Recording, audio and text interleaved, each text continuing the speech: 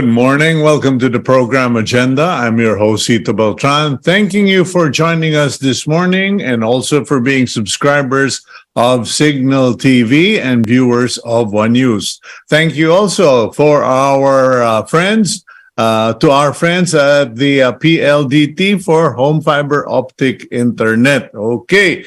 Today is March 24, 2023. It's a Friday. I hope that you are all looking forward to a restful weekend, and please do not forget that Sunday is a day of rest, a Sabbath. Please observe it, not for religious purposes, but for your well-being. And let us now go to our daily starter, which comes from Toby Mac and shared by my friend Robert Hearn from San Diego. It comes from Toby, who says, "Never trust your tongue when your heart is bitter."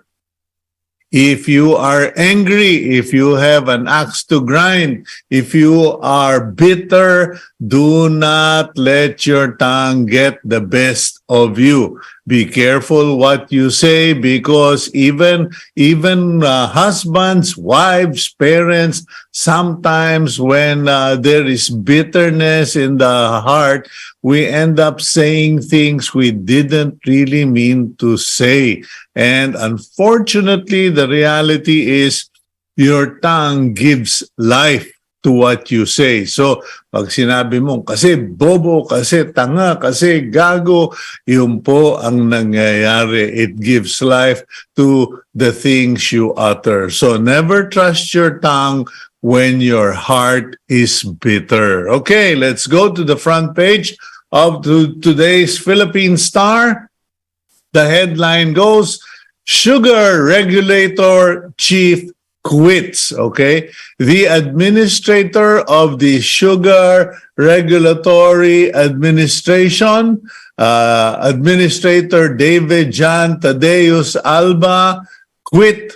His position has resigned, and his resignation was accepted by President Bongbong Marcos. Okay, but it was clarified, it was mentioned that the SRA chief resigned for health reasons. Tunay daw pong health reason, because he was having problems regulating his blood pressure. Whatever the case may be, that is a valid concern, because, ladies and gentlemen, I have gone through that. I am being managed by my cardiologist, Dr. Marlo Mendoza, and hindi po biro. Pag gumising ka na yung blood pressure mo ay nagwawala na, medyo prioritize your health. Okay, so anyway, at the top of the front page, we have Marina ground vessels of oil tanker owner. The Maritime Authority, or the Marina, has grounded the 3 remaining vessels of the Raid company who owns the MT Princess.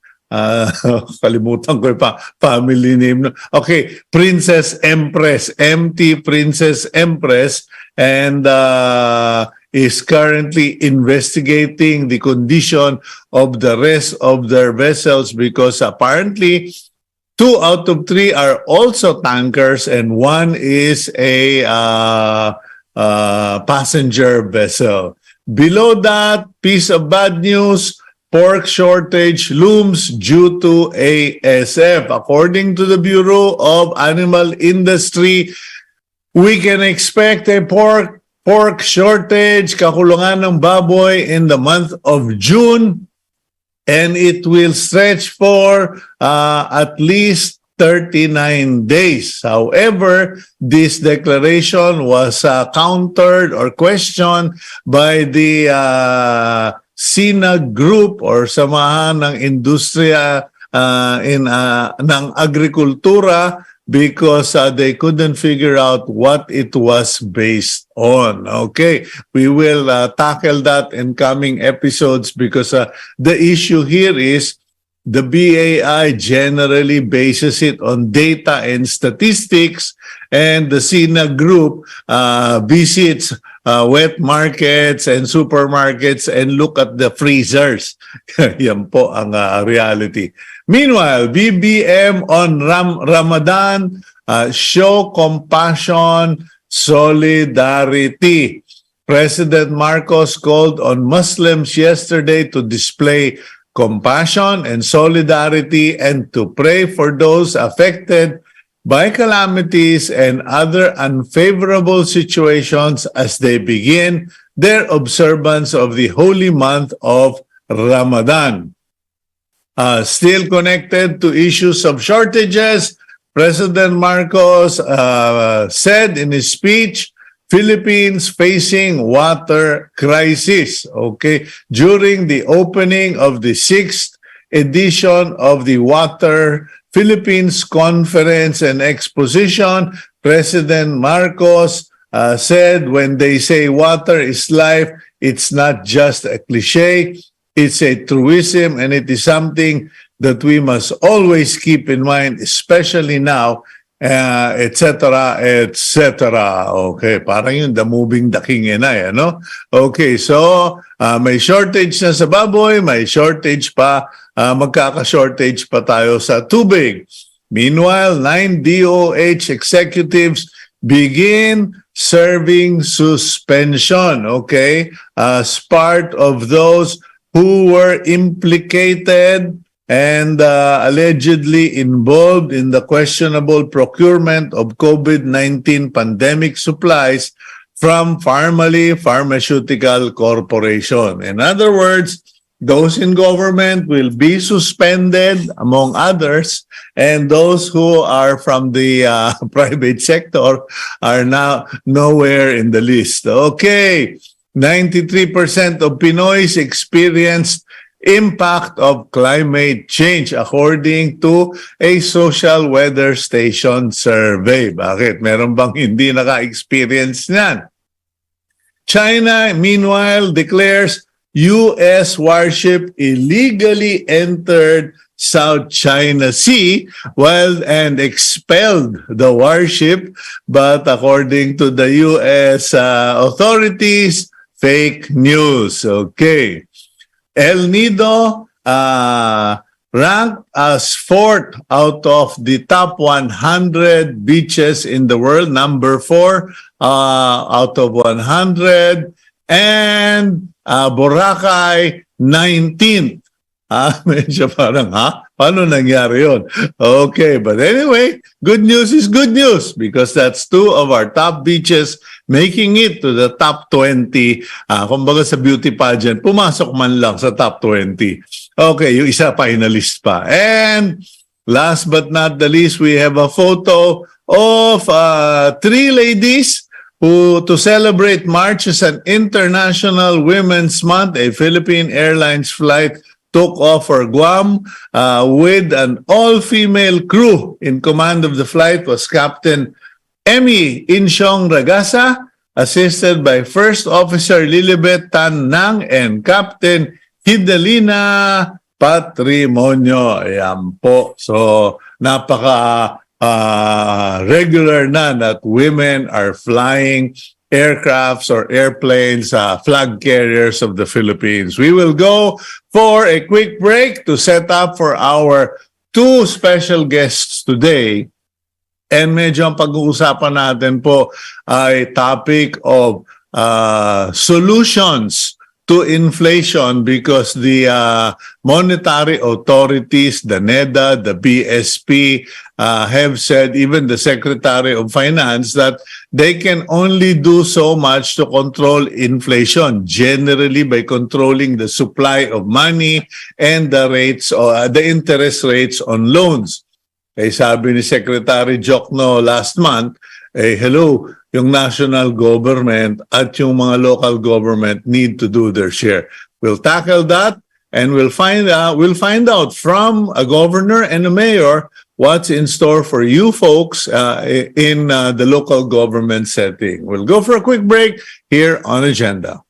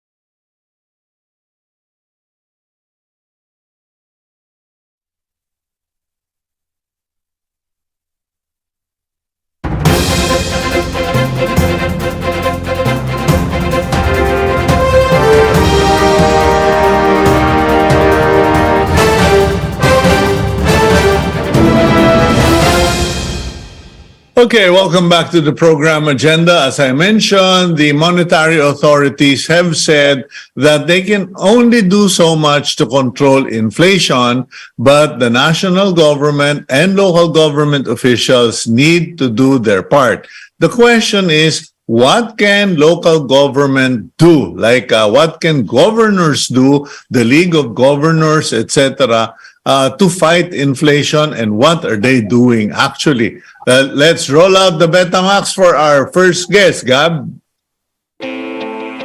Dakila Cua currently serves as the governor of the province of Quirino.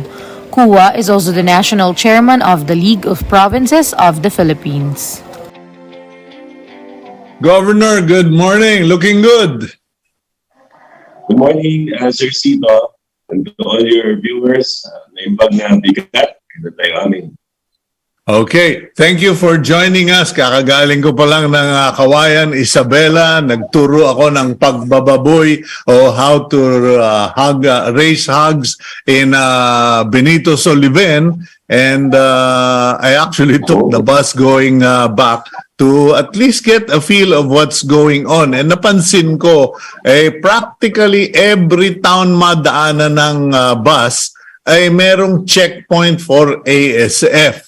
And between inflation, ASF, agricultural smuggling, the question is, what can governors do? What can the League of Provinces do to help fight inflation, Governor Cua?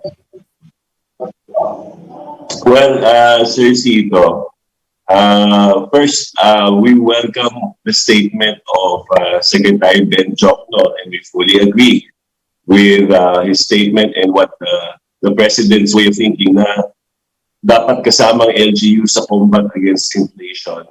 Talagang in our own little way, big way, we can help the government in addressing inflation. Although the reality is LGUs are not represented in the interagency committee that is tasked to address inflation specifically. Yan, bigyan din ng seat at the table ng LGUs so that we can directly communicate and they can directly cascade upon us the measures that we can contribute towards addressing inflation. But first, Cito, napansin ko kasi sa inflation natin na 8.6 in February. Ang main contributor is energy. So I think dito it's really about the cost of fuel. Pagdating kasi dyan sa cost of fuel, little can be done by LGUs. It's really all about the cost in the sources like Ukraine and other countries. No? So dyan medyo mahirap ang aming posisyon dyan. Hindi kami masyadong influential. Ang second contributor is food. Dyan siguro kami pwedeng makatulong. Food is 0.9 percentage points. And then sabi dito, the third highest contributor is restaurant services, which is 0.8. Home rentals, 0.7. Something here. Public transportation, 0.6 percentage points. So here, marami kaming ongoing at pinag-iisipang mga interventions. For example, nung COVID po, to address the mobility of food, maraming LGUs nagtayo ng mobile palengkes at binuhay yung Kadiwa stores. Itong Kadiwa stores, ito yung panahon pa ni President Ferdinand Edwin Marcos, the first Marcos president that said that let's put our local produce in our LGU stores. Dito, binuhay namin ito nung pandemic because that would supply the food for those who could not go out of their homes, those isolated barangays. So that helps food kasi it helps the farmers dahil nadadala natin yung produkto nila to a direct captured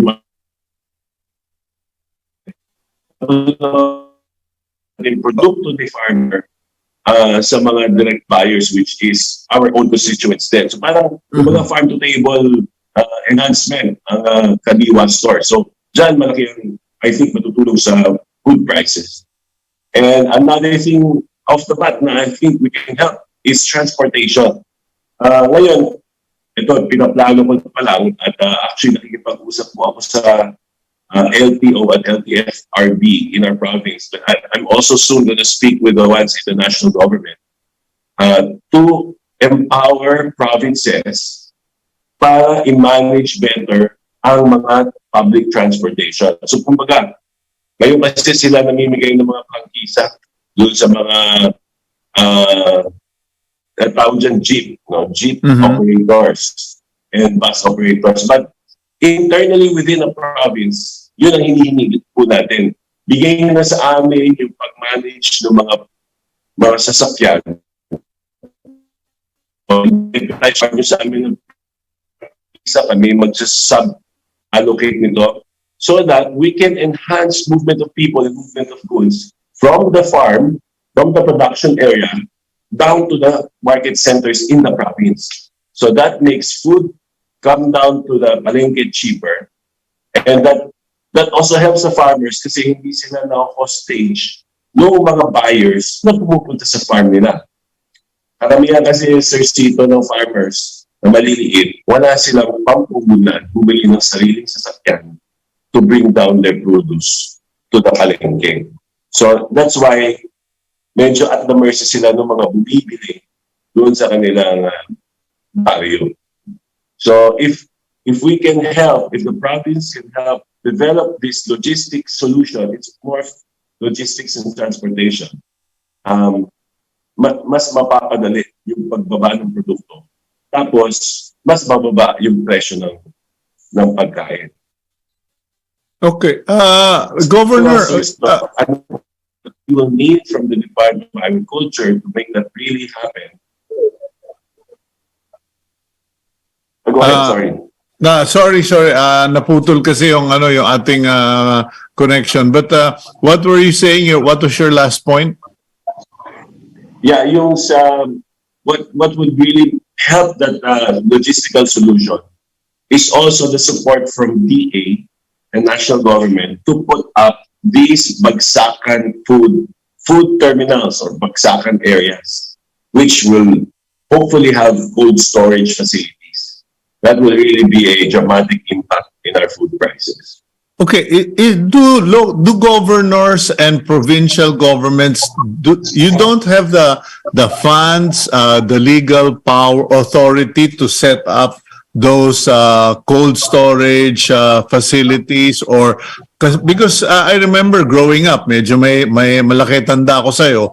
I remember growing up na marami yung pamilihang bayan, palengking bayan. I mean, not like what you see now na halos parang malls na. Back then, they were really big public markets where all the hog raisers would go, all the chicken growers would go. Yes, Sir Cito, meron naman tayo mga palengke and they're existing. So, una, yung cold storage is a different story. So, kung dry goods ka, ang dali lang kasi walang spoilage. Pero pag may cold storage ka, you can bring down the produce in cold storage, hold it there, and kumbaga binibuild mo yung volume, yung scale. So, as lumarami yung volume, nagiging mura yung pag-transport down to Metro Manila. Pampanga and other big markets. No? So that's why cold storage is very important for that logistic solution. Okay. What about public-private partnerships? Because meron na tayong public service yung law where the foreigners can come in. And a lot of people are saying that dapat pumasok na kayo sa PPP para matayo yung mga storage plants na yan, etc. And even power.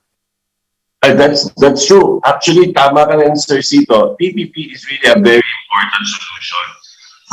We're also working, we are working with the PPP Center. We've started discussing enhancement of PPP packages for LGUs as early as, I think, December pa lang. pinag-uusapan na namin. Kasi nga, yung pondo ang problema eh. Kumbaga, the heart is willing but the pocket is weak. So, we need to help the pocket and invite participants in that possible venture. So, pwede naman sila kumita. Okay, siguro if time will permit, another area na dapat mong makover is connectivity. Because in Quirino, medyo dehado kayo regarding internet connection as we are now experiencing. Tama. I will try to address that now. I'll look for a better spot. No, it's all right. We can always have more time with you in another interview because you are heading the League of Provinces. But so PPP is a good point. You need to have partnerships for power plant, for cold storage facility. It is really an issue of fuel. And I'm impressed that you actually did your homework on this. What about the railway? Kasi noon pa meron na tayong Damortis o La Union, etc. Now we have SLEX, but parang no one is making an effort to create the railway again all the way to Ilocos.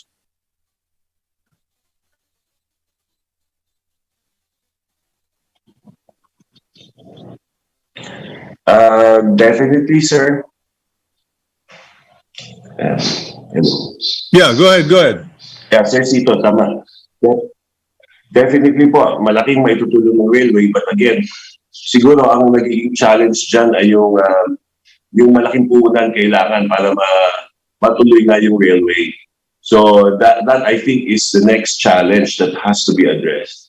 But patuloy ang pagkaalam ko sa mga na babalitaan ko sa ating pamahalaan, patuloy yung pag-push nitong North Rail. In fact, sa Region 2, nagpo-push din kami ng separate branch, yung rail papunta dito sa Cagayan. So that will address also here in Quirino. Hindi ka masyado mahirapan mag-boost next time. Okay. Well, I suggest na lang, siguro, baka pwede kayong magawa ng consortium of provinces, not consortium of governors, and not consortium of taipans, but of provinces who can work with an international group to put up that railway because talaga pong dehado kayo every time fuel prices go up. Talo yung mga magsasaka ninyo. Anyway, Governor, thank you very much. I know you don't have a lot of time, busy schedule, pero next time you have a free time, please let me know because maka-update naman tayo regarding Quirino and of course the things that you and your fellow governors are doing for the League of Provinces in the Philippines. Thank you, Governor Cua. Thank you, sir. Good morning. Good morning. Okay, that's Governor Dax Cua, and we do hope that, well, it's interesting because Governor Cua did his homework and he pointed out that the number one driver of inflation remains to be fuel and energy. Okay, mataas po ang presyo ng krudo, ng gasolina, etc. and kuryente. And the local governments can't do anything about that. However, certain inefficiencies or deficiencies can be addressed. Like, for instance, for the longest time, we have been talking about time passed during the Macapagal, Marcos era, when there was still a railway going all the way to La Union and dapat beyond, pero wala because pinabayaan na. And then ang pumasok mga bus companies and airlines that have not really grown and improved. Okay? We're stuck in La La Land. And also power generation for electricity You can have all the money, you can have all the interest, etc. But if there is no electricity or napakamahal ng kuryente, people are not inclined to invest. I saw that in Batangas, and in other areas where cooperatives generate the electricity. It's very expensive, and it's not their fault. It's the reality. Pero because of high power costs, investors also don't want to come in. So, yun po. We'll go for a quick break, and when we return, we will speak to another well-known local official, a mayor this time of Cebu City. We'll be right back here on Agenda.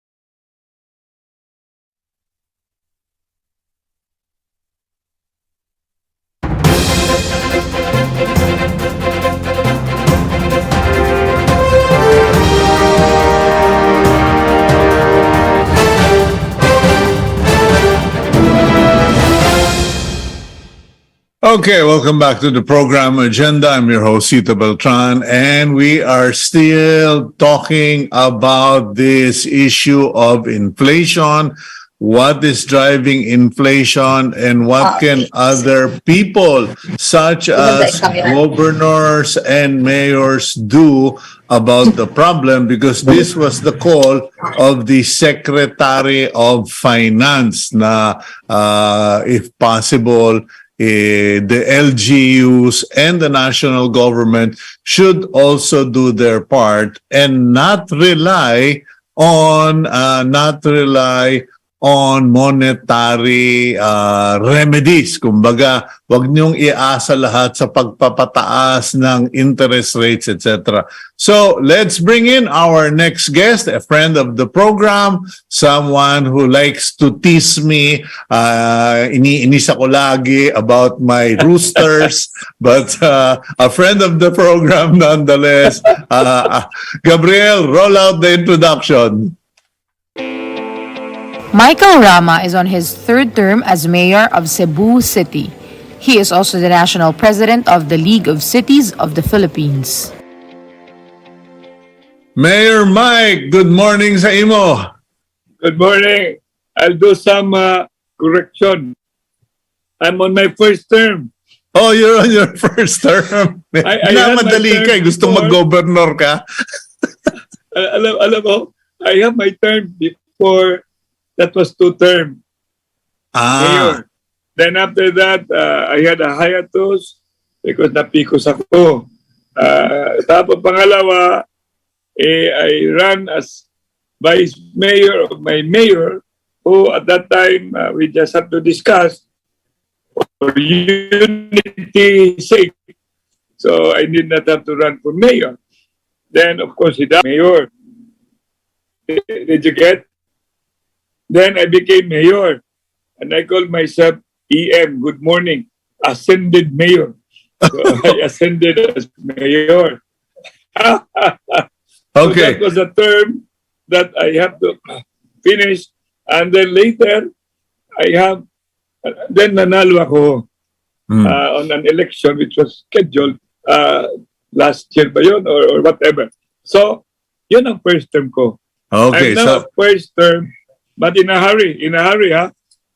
First term mayor would wish to do all things in some. Storm, aggressive, massive. Yun. Hindi pa pwedeng hintay ka pa ng second term, third term.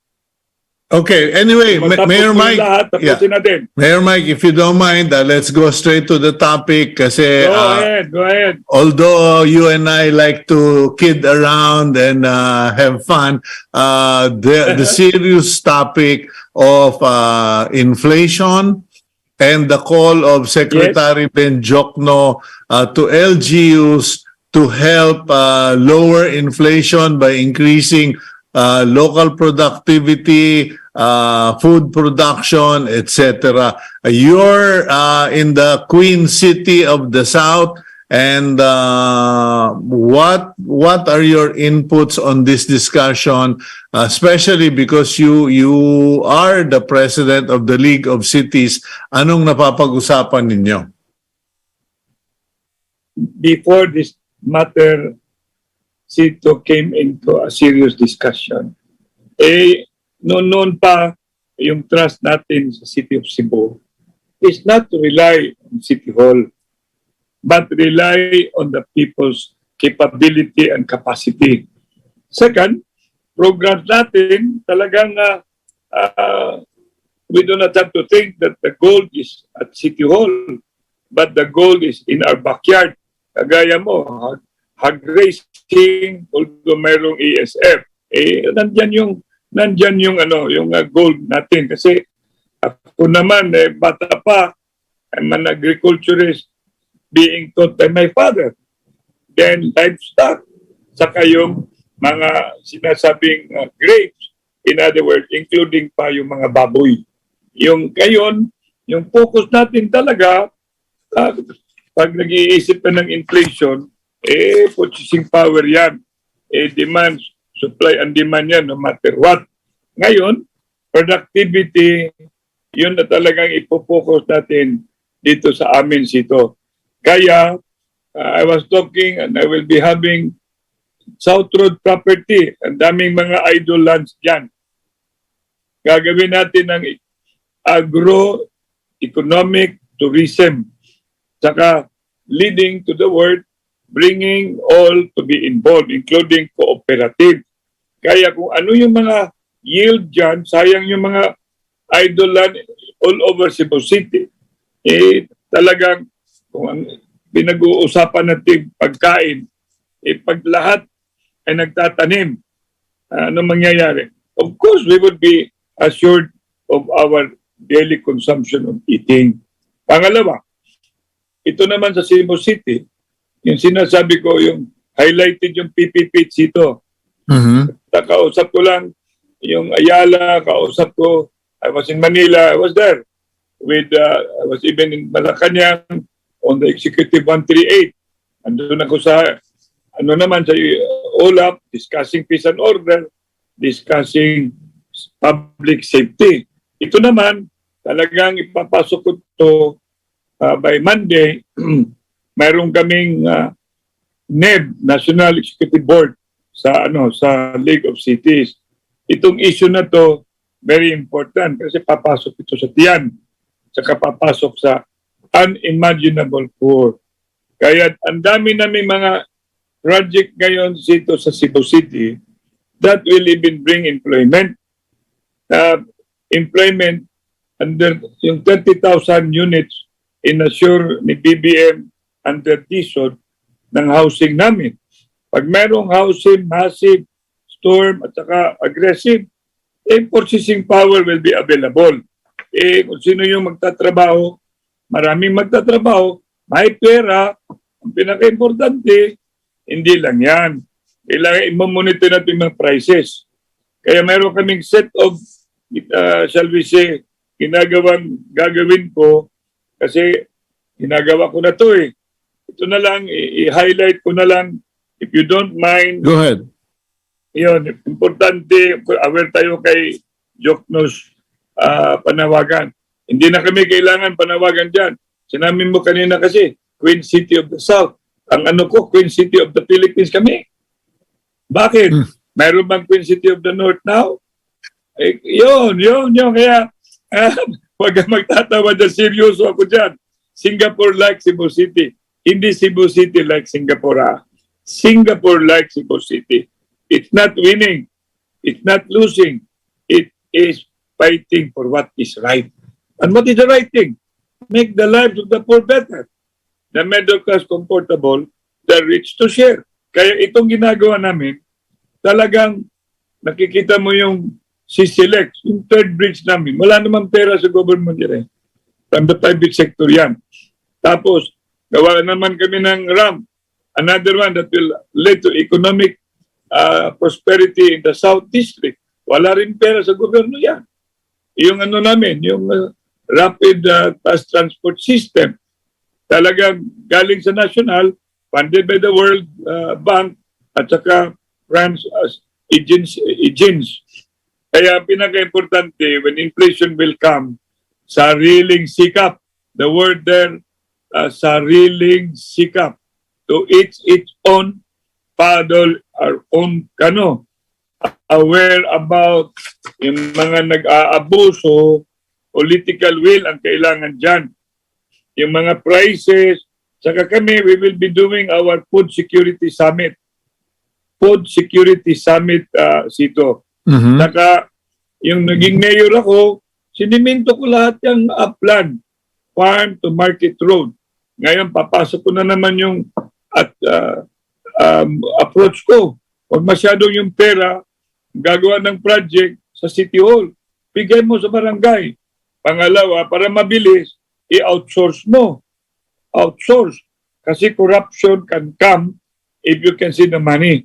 Corruption can come if you have yung sinasabing, saka delay will always happen.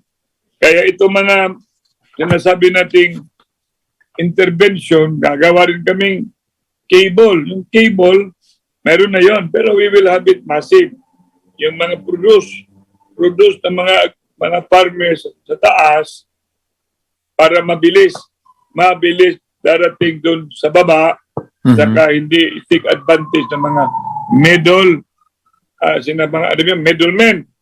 Kaya nga, bagsakan has to be there. Kaya lahat-lahat, Chito, we will be on top of this, even including, ayaw ko na magsalita yung ESF Para ng COVID, paalisin na natin sa bayan niya. Okay, we seem to have a signal loss again.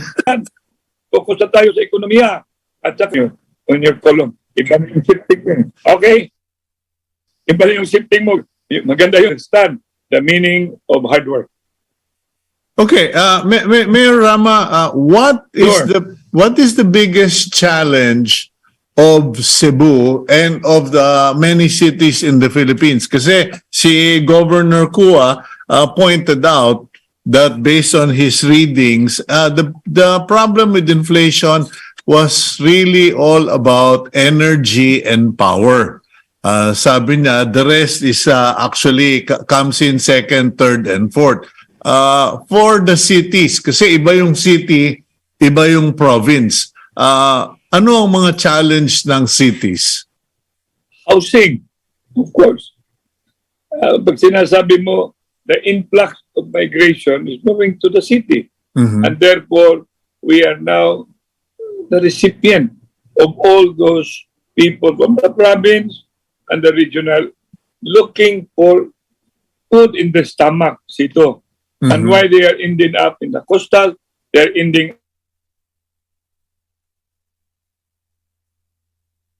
Okay. Okay, we'll go for a quick break. Binigay na yung housing. Yung Okay. power naman, meron na kami. We are now engaging in all this PPP.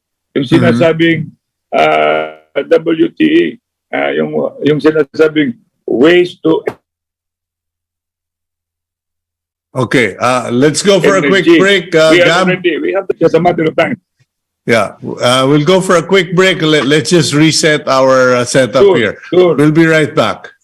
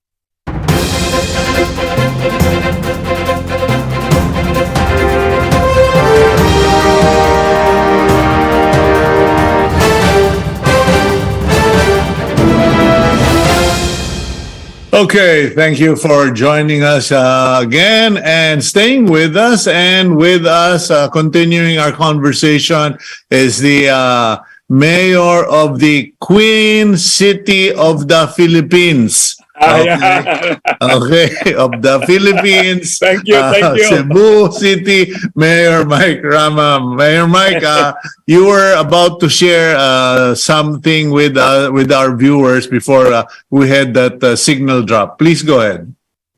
Yeah, the thing that we should talk, non-monetary measures emanating from us should be in a local and fiscal autonomy parlance. Number one, rationalization and prioritization of expenses. Yun, sinasabi natin. In water, electricity, fuel, and etc. Number two, efficient collection of taxes. Number three, ito, gagawin namin na, ginagawa na namin, updating property valuation and tax rate. Entering into PPP and JB. We've been doing this. Even before this issue of inflation, kahit kami Usmania pa noon, andyan na yan. Number five, investment promotion. Price watch and regulation to lower prices good. Regulation of prices of basic commodities. Checking, controlling, analyzing food supply, availability and pricing. Regulating profit margin in market operation. Weighing scale and fuel pump calibration. Marami dyan mga at saka agricultural and livestock production. Sama ka na dyan. Provision, medical and health services. Digitalization and online government services. Environmentally sustainable project and practices. Last, incentivizing and patronizing local industry. Saka meron kong panghuli na statement dito, Cito. Yeah. Ito yung panghuli ko. Of course, before all the so-called PPP, water, meron kaming water na ibibigay ni Razon. You know, itong last. Yung quote na binibigay ni Charlie Munger, Vice Chairman of Berkshire Hathaway and business partner of Warren Buffett, 2004. One of the great defenses to being worried about inflation is not having a lot of silly needs in your life. Not having silly needs in your life. So live within your means. Live within your means and then go back to basic and go back to what your papa have taught you, Cito, and that is being frugal. And that is not, are you an Ilocano? No. I'm Okay. I am national. Okay, very good. Like me, I'm a nationalist. Okay, go ahead. Okay, now, Mayor Mike, you are president of the League of Cities. Now, does how much impact do mayors have regarding inflation? Because someone will say, you know, mayors have more than enough problems as it is. Just collecting taxes, keeping the peace and order, and sanitation, not to mention local politics. Tapos po problemahin pa ninyo yung inflation. How much of a difference can mayors make? Depende yan, Cito. Kasi ako,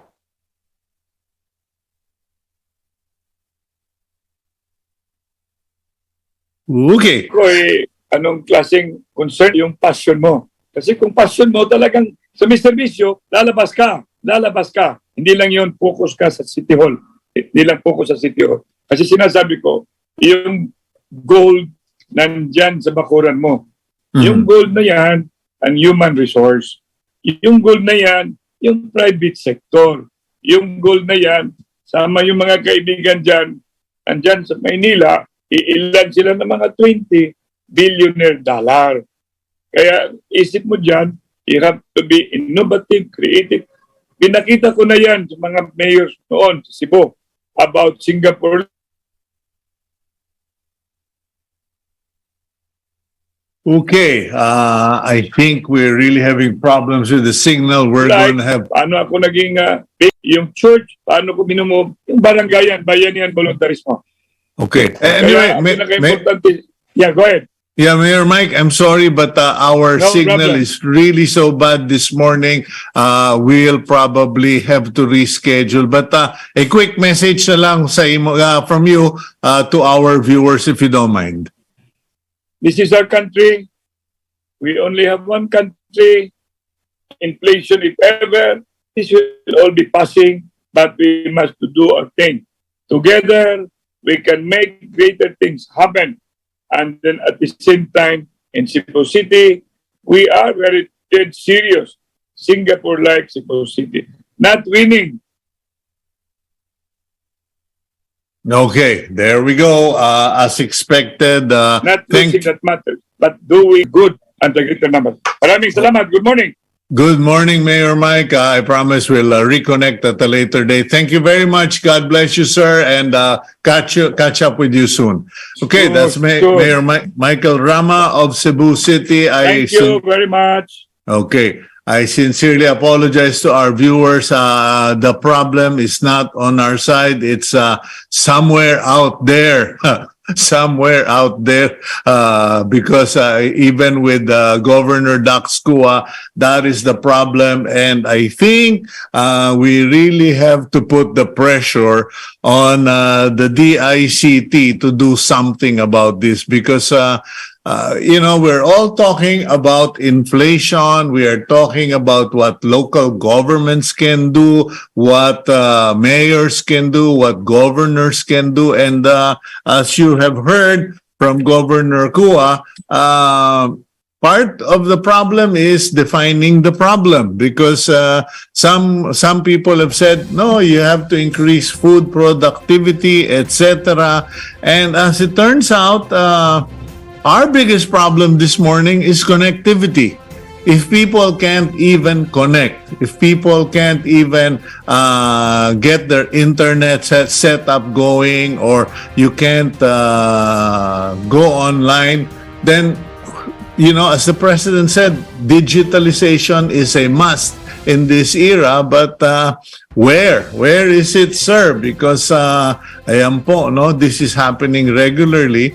And mabuti na lang kami, we are wired, we are cabled, and that's why our signal remains. But in any case, let's review what we've discussed with Governor Cua and Mayor Mike Rama. The bottom line, the few things that really make sense and offers us possibility is that we need to improve on transportation, preferably rail, and the only way to do that from where I'm sitting is not to wait for private investors or the private sector, because private sector will come in if they have solid partnerships and contracts with the national government or with local government.